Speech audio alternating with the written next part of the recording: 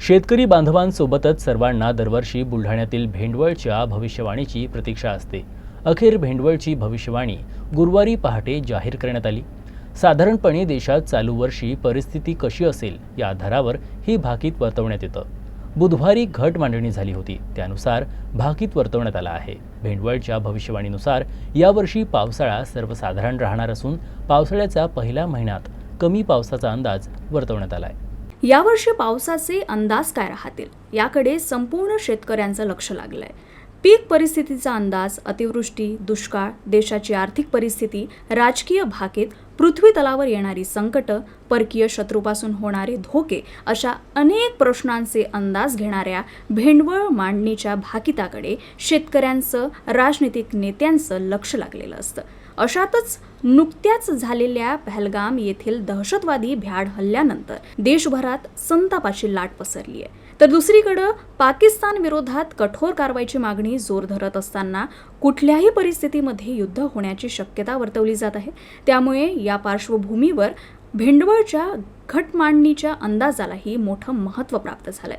युद्ध होणार की नाही हेही या भेंडवळच्या घटमांडणीत अंदाज जाहीर करण्यात आले। जी राज्याची परिस्थिती, देशाची परिस्थिती ही जी आहे, करंजी नसल्यामुळे एकूण आर्थिक परिस्थिती पुरी विस्कटलेली राहील।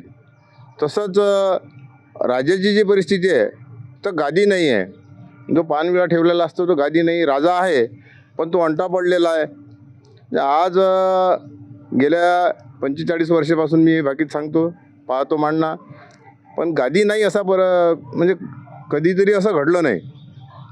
राजा नाही असं घडलं, पण गादी नाही असं कधीतरी घडलं नाही।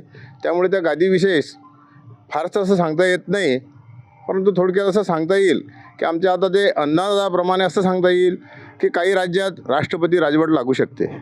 350 वर्षापूर्वीचा इतिहास असलेला, परंपरा असलेल्या भेंडवळची घटमांडणी आज जाहीर करण्यात आलेली आहे। या घटमांडणीमध्ये चंद्रभान महाराज यांचे वंशज सारंगधर महाराज आणि पुंजाजी महाराज यांनी ही भविष्यवाणी जाहीर केली आहे। आपण माझ्या मागे पाहू शकता, भेंडवळची घटमांडणी या ठिकाणी करण्यात आली होती आणि पहाटेपासून या ठिकाणी विविध धान्याचं अवलोकन करून भविष्यवाणी जाहीर करण्यात आलेली आहे। हेच ते भेंडवळ या गावाच्या बाजूला असलेलं हे स्थळ आहे आणि या ठिकाणी राज्यातच नव्हे तर आजूबाजूचे मध्य प्रदेश असेल या ठिकाणचे लोकही ही घटमांडणी पाहण्यासाठी येथे येत असतात।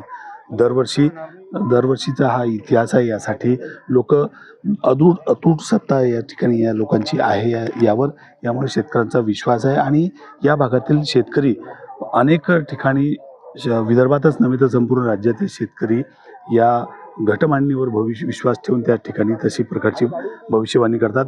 यावर्षी सारंगधर महाराज आणि पुंजाजी महाराज यांनी भविष्यवाणी जाहीर करताना सांगितले की पहिला महिना हा सर्वसाधारण पाऊस असेल, दुसऱ्या महिन्यात जास्त, तिसऱ्या महिन्यात त्यापेक्षा साधारण आणि चौथ्या महिन्यात अवकाळी पावसाची शक्यता या ठिकाणी वर्तवण्यात आलेली आहे।